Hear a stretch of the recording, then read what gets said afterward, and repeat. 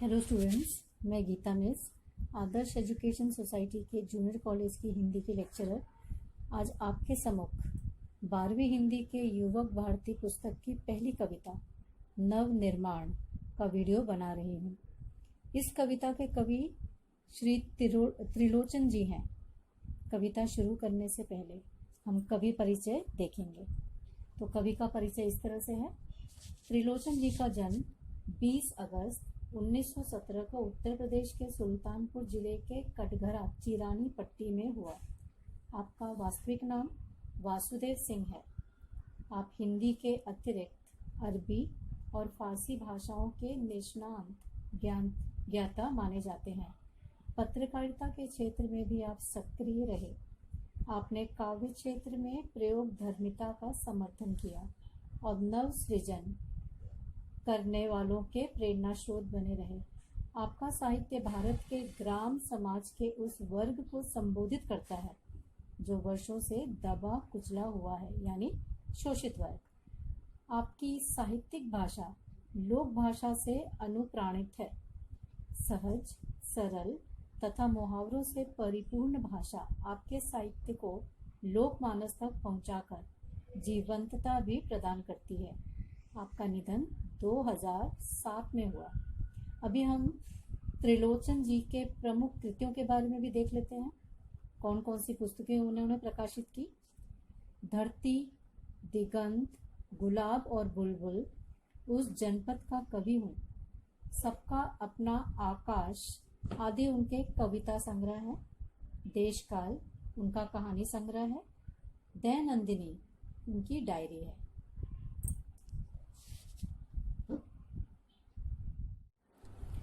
तो अभी हम करते हैं विधा परिचय।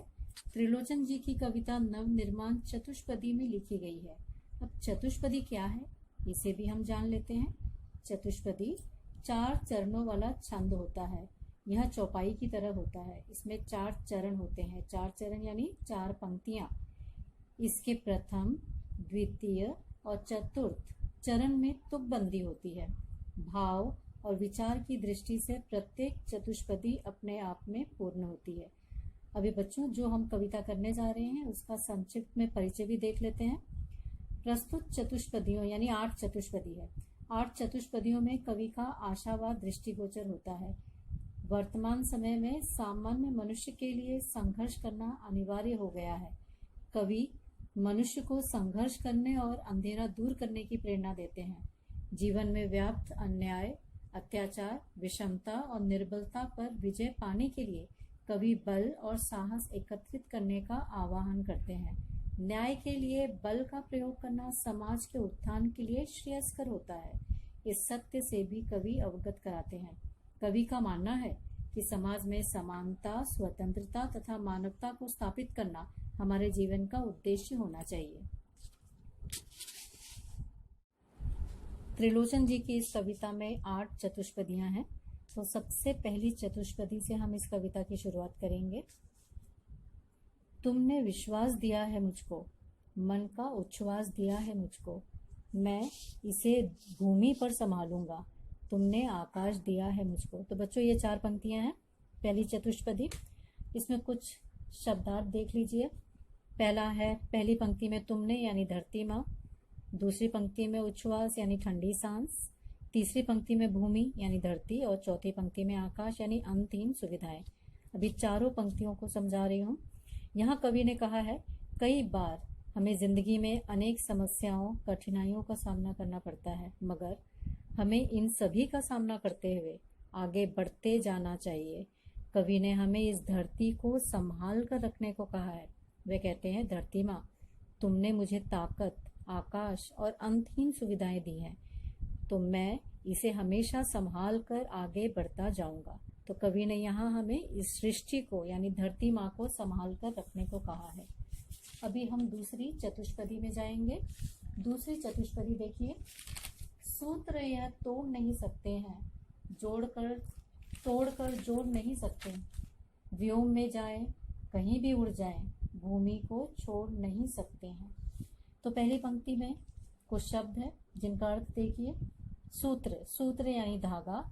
तीसरी पंक्ति में शब्द है व्योम, व्योम यानी आकाश। अभी चारों पंक्तियों को देख लीजिए।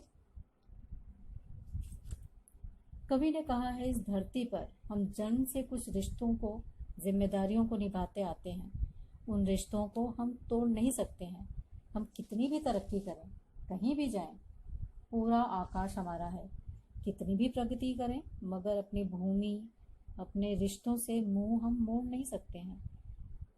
कवि ने यह भी कहा है कि यह एक ऐसा धागा है जिसे हम तोड़ नहीं सकते हैं, यानी अपने रिश्तों को हम तोड़ नहीं सकते हैं। एक बार टूटने के बाद इसे हम जोड़ भी नहीं सकते हैं, यानी हम इस धरती को कभी भी नहीं छोड़ सकते।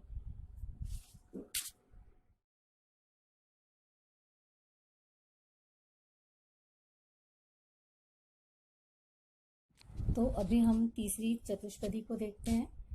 सत्य है, राह में अंधेरा है, रोक देने के लिए घेरा है, काम भी और तुम करोगे क्या, बढ़ चलो सामने अंधेरा है।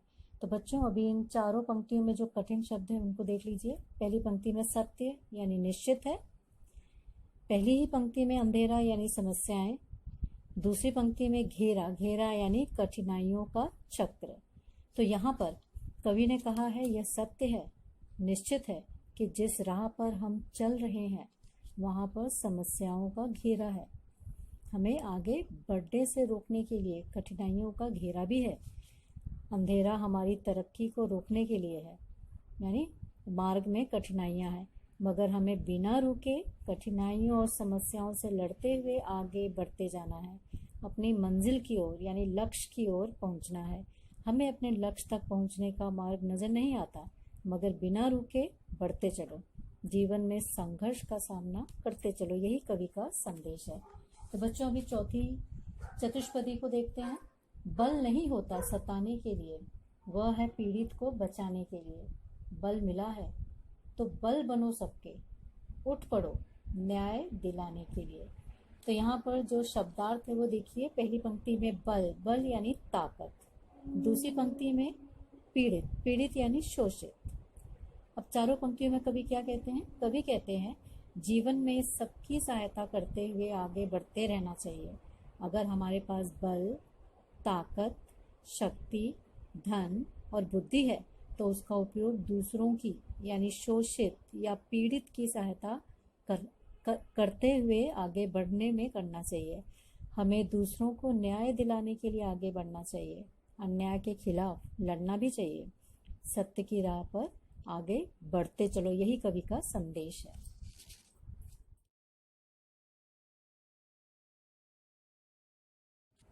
तो बच्चों, अभी हम अगली चतुष्पदी को देखेंगे।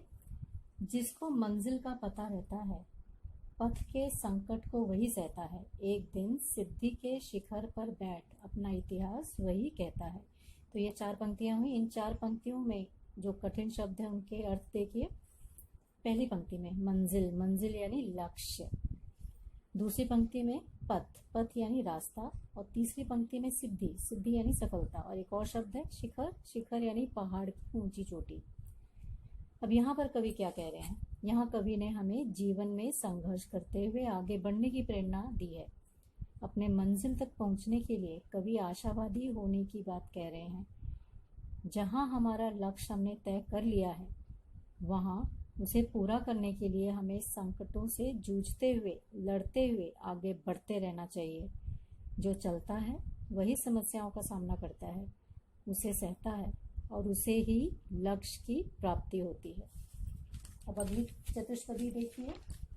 प्रीति की राह पर चले आओ, नीति की राह पर चले आओ, वह तुम्हारी ही नहीं सबकी है, गीति की राह पर चले आओ। अब यहाँ पर जो कठिन शब्द है वो देखिए। पहली पंक्ति में प्रीति, प्रीति यानी प्रेम। दूसरी पंक्ति में नीति, नीति यानी नैतिकता, नैतिकता यानी जिंदगी जीने का सही तरीका। और आखिरी पंक्ति में गीति, गीति यानी गीत। अब यहाँ कवि कहते हैं, जिंदगी में जब हम तरक्की, सफलता के राह पर चलते हैं तो अपने प्रिय लोगों को साथ लेकर चलो, उन्हें छोड़ मत दो। जीवन में सफलता प्राप्त करने के लिए ईमानदारी को अपनाते हुए आगे बढ़ो। सफलता वही टिकती है जहाँ नैतिकता, ईमानदारी को अपनाकर चला जाता है। व्यक्ति को समाज में रहकर मानवता को अपनाते हुए खुशी खुशी आगे बढ़ते रहना चाहिए।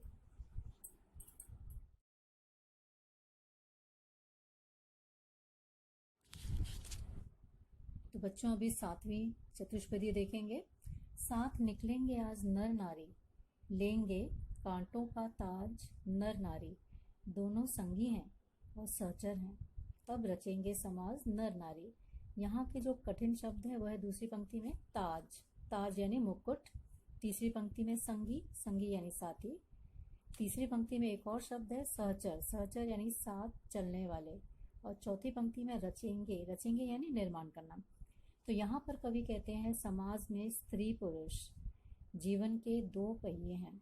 नर नारी जब साथ निकलते हैं तो उन्हें अनेक कष्टों का, समस्याओं का सामना करना पड़ता है, मगर अगर दोनों एक दूसरे को अपनाकर दोनों एक दूसरे के साथ चलते हैं तो उन्हें सफलता मिलती है और वे आगे चलकर आदर्श समाज का विकास करते हैं, तभी समाज का नव निर्माण होगा।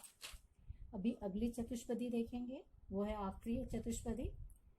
वर्तमान बोला अतीत अच्छा था, प्राण के पथ का मीत अच्छा था, गीत मेरा भविष्य गाएगा, यूं अतीत का भी गीत अच्छा था। तो यहाँ पर केवल दूसरी पंक्ति में एक शब्द है पथ, जो कि मैं आपको पहले ही बता चुकी हूँ, पथ यानी राह। तो इस आखिरी चतुष्पदी में कवि क्या कहते हैं? कवि कहते हैं वर्तमान में जब हम जिंदगी जीते हैं तो हमें क्या मिला उसके बारे में हम सोचते हैं, यानी हम जी रहे हैं आज जिंदगी, लेकिन हम सोचते हैं कि कल हमें क्या मिला। मनुष्य भविष्य के सपने देखता है, भूत के बारे में सोचता है, मगर वर्तमान के बारे में नहीं सोचता। आपके साथ रहने वाले दोस्तों मित्रों को आप आज कहिए कि उन्होंने आपकी बड़ी सहायता की है और आप उनके आभारी हैं। समय बीत जाने पर शुक्रिया न कहकर वर्तमान में शुक्रिया अदा कीजिए, वर्तमान की बात वर्तमान में कीजिए। मनुष्य कहता है जो कुछ मैं आज करूँगा लोग भविष्य में मेरे गीत गाएंगे, मेरे कामों को याद करेंगे। चलो वो भी सही है, मगर कवि का कहना है भूत और भविष्य के साथ वर्तमान में भी जीना सीखिए। तो ये था बच्चों 8 चतुष्पदियाँ।